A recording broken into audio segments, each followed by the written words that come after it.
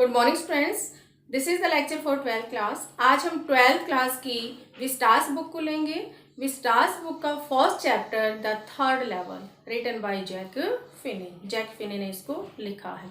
Vistas book से आपके paper में बच्चे 14 मार्क्स का आता है। 3 क्वेश्चंस करके आने हैं, 3 मार्क्स के हैं, 9 मार्क्स, और एक ऐसे टाइप क्वेश्चन करना है जो 5 मार्क्स का है। 9 और 5 14 मार्क्स का आपकी विस्टास बुक से आपके पेपर में आता है। तो आज first chapter the third level is described by me. The third level written by Jack Finney ने इसको लिखा है। First look at the characters. सबसे पहले हम कैरेक्टर्स देखते हैं। Charley is the protagonist of the chapter. Protagonist बच्चे हीरो होता है, एंड नैरेटर ऑल्सो, और नैरेटर भी है। Louisa is the wife of Charley, and Sam Weiner is a psychiatrist and friend of Charlie. There are 3 characters only in this chapter, Charley, Louisa and Sam Weiner. Sam Weiner ये कहा जाता है कि कोई real character नहीं है, ये भी चार्ली की फैंटेसी का ही एक पार्ट है, कल्पना का एक पार्ट है। कल्पना में ये पात्र है, रियल में कोई सैम नाम का व्यक्ति नहीं है। तो ये हम स्टोरी के माध्यम से जानेंगे। सबसे पहले बच्चे मैं आपको स्टोरी बताऊंगी, देन इंपॉर्टेंट क्वेश्चन इसके डिस्क्राइब करेंगे। तो चलते हैं स्टोरी पर। First I will explain the story, then give the question so that you are able to understand the question after listening the story. Here we go through the main points. Grand Central Station in New York. New York में एक Grand Central Station है.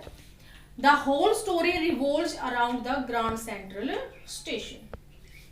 Charlie, who is the protagonist, everybody knows that it has 2 levels, but Charlie claims that it has 3 levels. He also claims that he has been there. ये तो यहाँ तक कहता है कि मैं वहां पर होकर आया हूँ। He visits to Sam. Who is Sam? Sam is a psychiatrist and friend of Charlie also. He tells the story and this problem about the third level to Sam. Sam calls it waking dream wish fulfillment. Sam उसकी कहानी को क्या बताता है? Waking dream wish fulfillment. कि जब हम अपनी विश को फुलफिल करना चाहते हैं तो दिन में सौंप लेना शुरू कर देते, और चार्ली के साथ भी ऐसा ही हुआ है। Modern world is full of insecurity, fear, worry and war. जो मॉडर्न वर्ल्ड है वो इनसिक्योरिटी, फियर, टेंशंस, वॉर, इनसे भरा हुआ है। Everybody wants to escape from it. हर कोई इनसे बचना चाहता है। तो that's why Charley also wants to escape from this worries. Charley भी इनसे बचना चाहता है। So he feels it.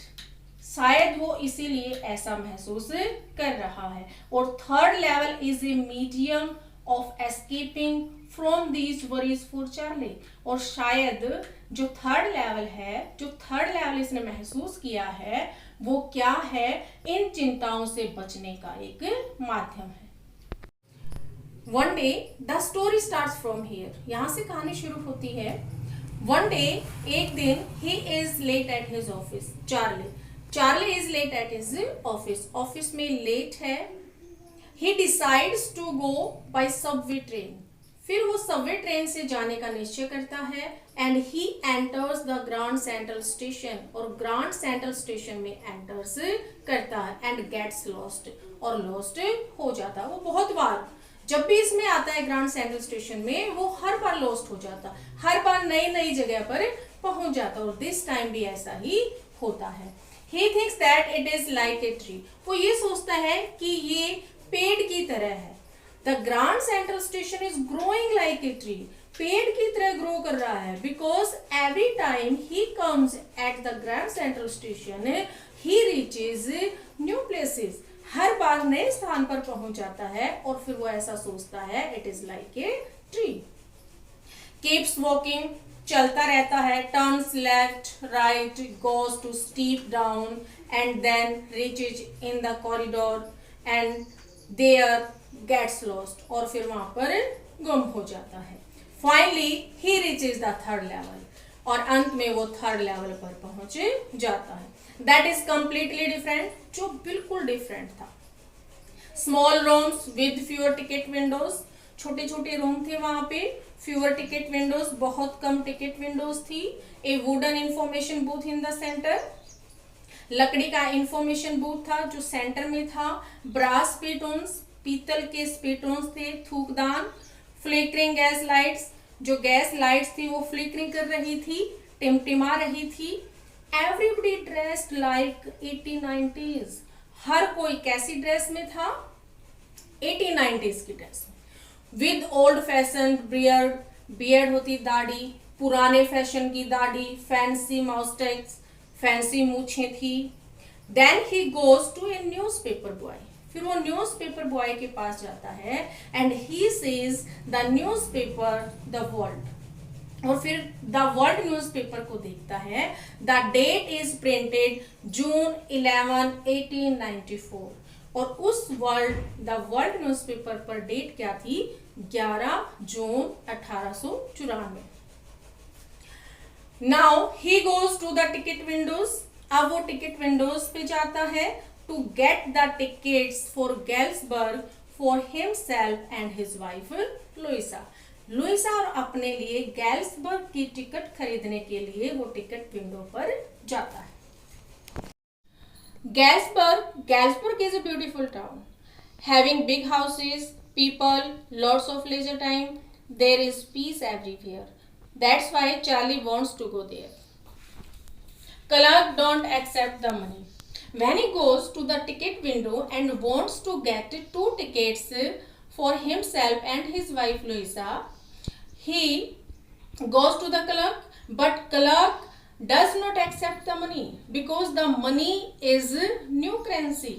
He needs to have old currency. Even clerk doubts Charlie. He says that he will call the police and you will be in the jail. Then Charlie frightens and then comes back to get old currency. फिर वो old currency खरीदने के लिए 3rd level से बाहर आ जाता है। Even he buys old currency, वो old currency बाहर आकर खरीद भी लेता है, but he does not find the 3rd level again. परंतु दोबारा से उसको वो 3rd level नहीं मिलता। He tries again and again, bar bar tries करता है to find out the 3rd level, but he never finds the 3rd level again. His wife worries after listening the story. ये कहानी सुनकर उसकी wife भी चिंतित हो जाती है। The times goes, ऐसे ही चलता रहता है। Suddenly Sam has appeared. Suddenly क्या होता है? He realizes that Sam has disappeared. जो Sam है वो disappear हो गया है। He thinks that Sam reaches Galsburg. वो क्या सोचता है कि Sam भी Galsburg पहुंच गया है। One day while stamp collecting finds a plastic cover. एक दिन जब वो स्टैम्प कलेक्टिंग कर रहा था, what is the stamp collecting?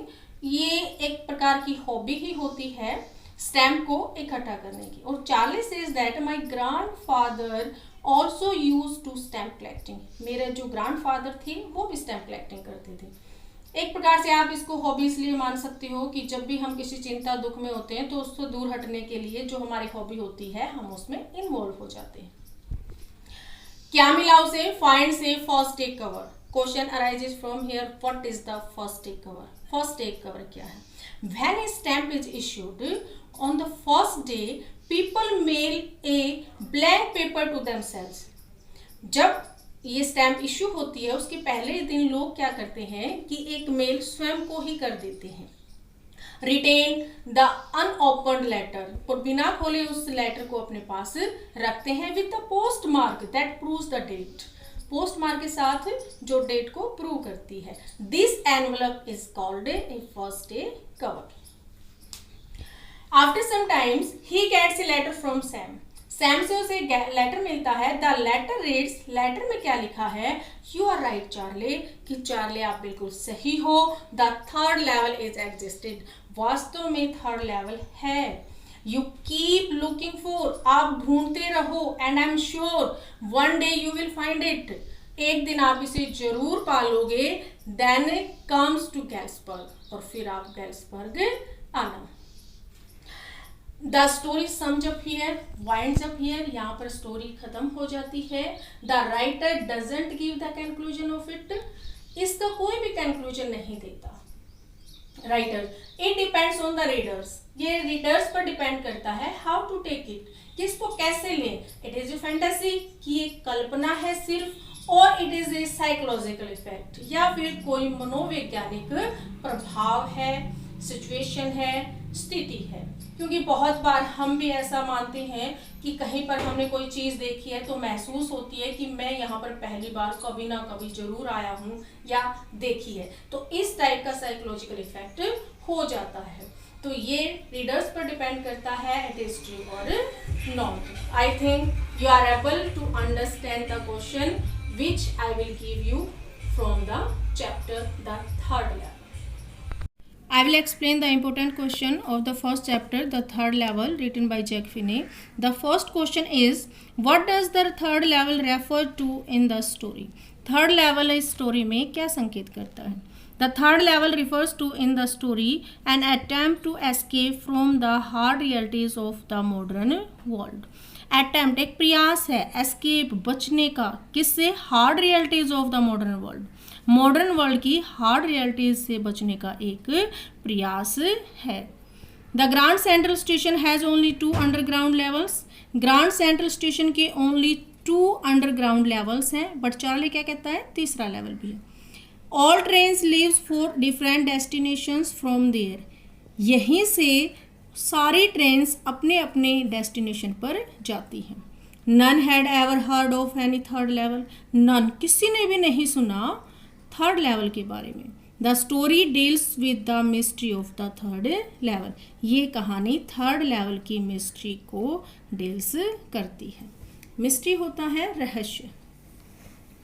Do you think, it's very very important question, it's also very very important question, do you think that the third level was a medium of escape for Charlie?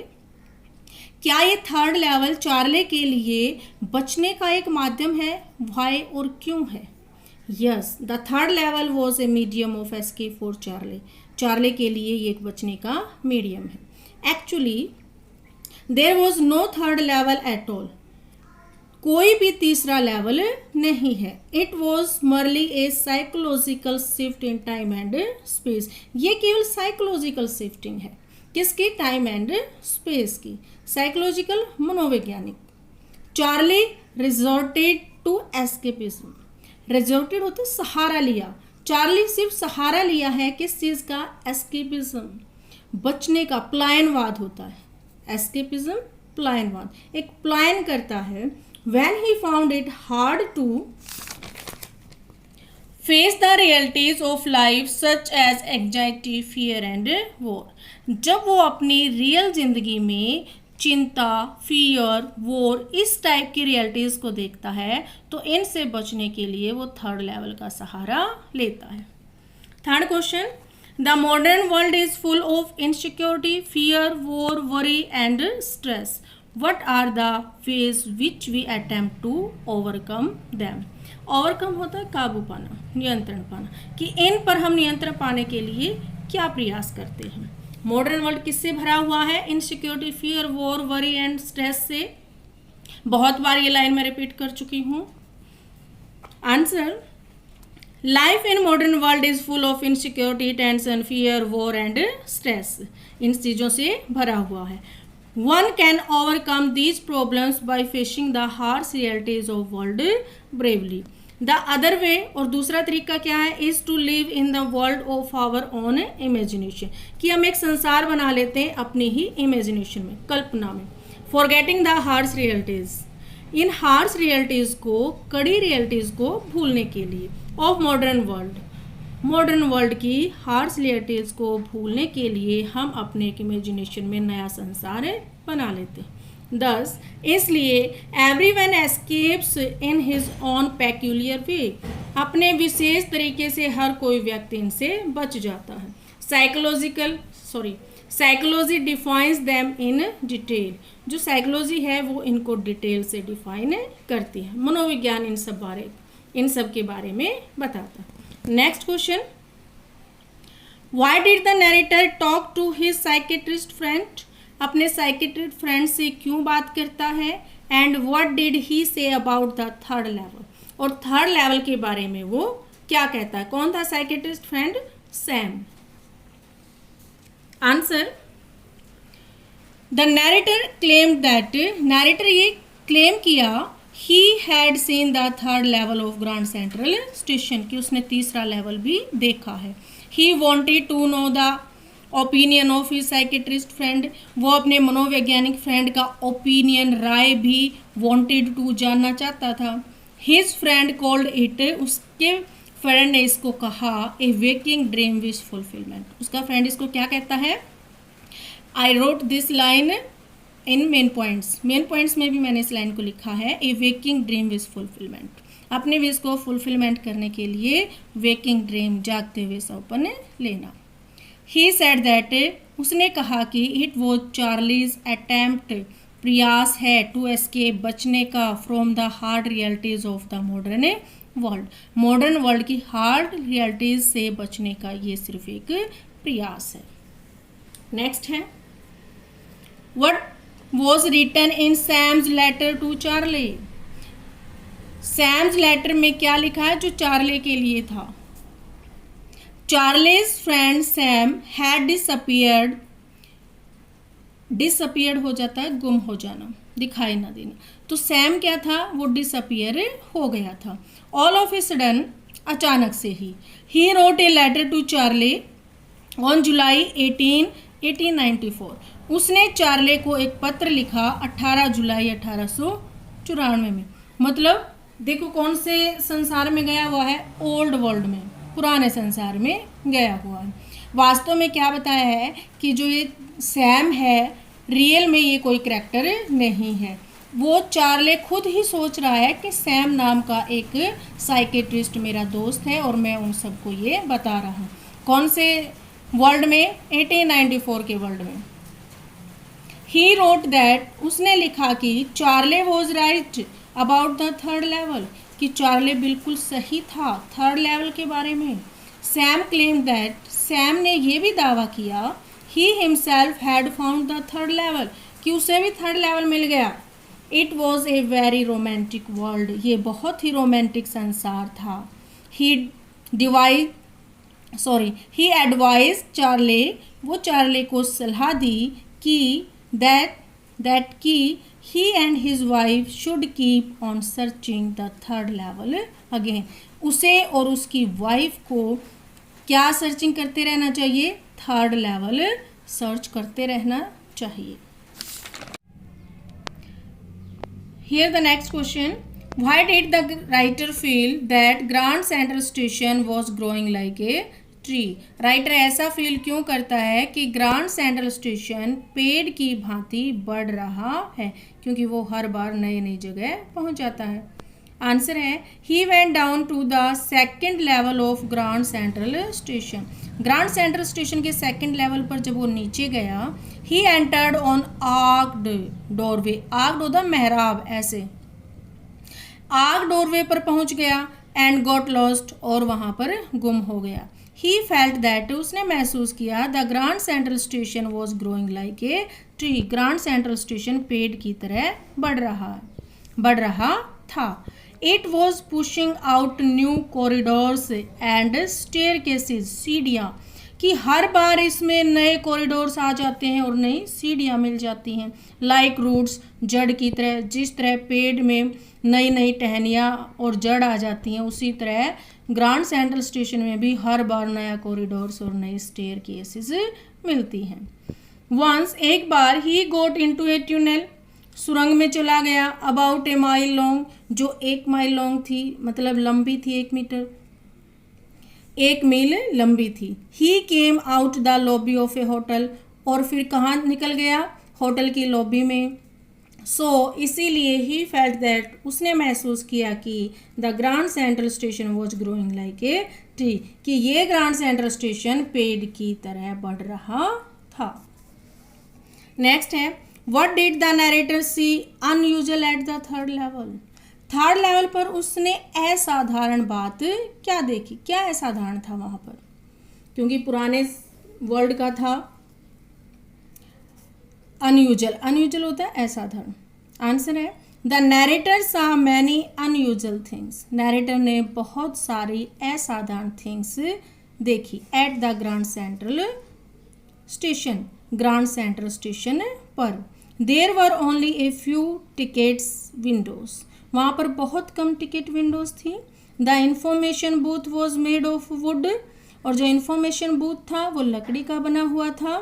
It was looking old, पुराना लग रहा था। Dim gas lights वर flickering, flickering होता टिमटिमाना, और वहाँ पर जो dim सी gas light थी वो फ्लिकरिंग कर रही थी। People were wearing old style clothes, और जो पीपल थे वो पुराने स्टाइल के क्लॉथ्स पहने हुए थे।